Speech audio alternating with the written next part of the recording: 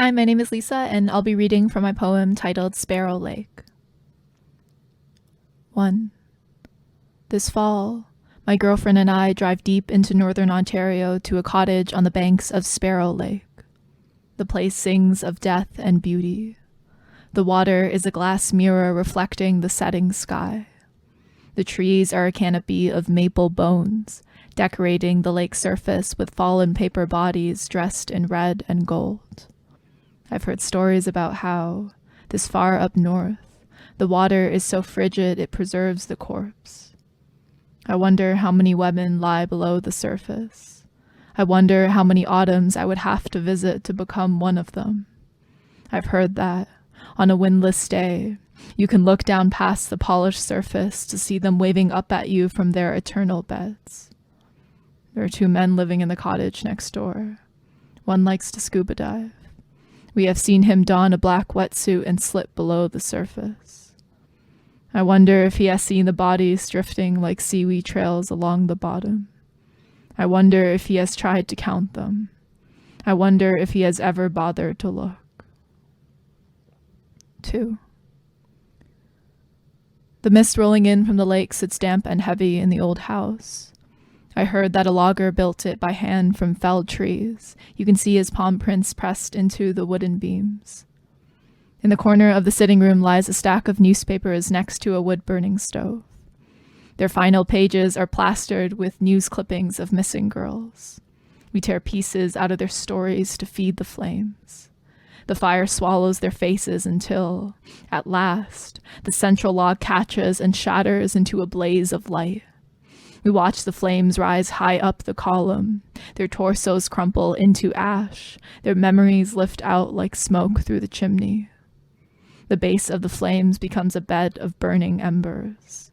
I wonder what to make of this fierce, red-hot coal inside me.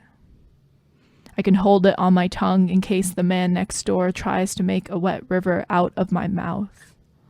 I can use it to burn holes through his neoprene in case he breaches the surface to make a crime scene out of my body. I can toss it into the lake to be extinguished into smoke. 3. On the shores of a lake lies the abandoned husk of an old canoe. There are wildflowers growing up from its bottom. I sit under the old growth trees and watch time exchange hands with death. If I stay here long enough, I will never return home. Out here, death hangs in the air like mist over the lake. It would be so easy for him to make it look like an accident. My boots would leave no footprints on the dock. My frozen body alone would know who held it below the water. Out here, both sound and silence carry for miles. If I call for help, by the time my scream has flung itself across the lake and been slingshotted back around, it will hit only my bare and battered skull, the wind knocking against its polish. I learn how to makeshift a knife out of a shard of firewood. As evening slinks in, we swear we hear the sound of the front doorknob turning. I watch the seconds stretch themselves along the shoreline as I reach for my matchstick stake. Perhaps he will rip even the scream from my throat. 4. It rained last evening and the maples have scattered even more of their paper corpses. I sit on the banks of Sparrow Lake and write the same poem over and over. I walk around the mossy grounds and take the same red and gold photographs again and again. It seems I will never run out of foliage to turn to picture. It seems I will never run out of missing girls to turn to story.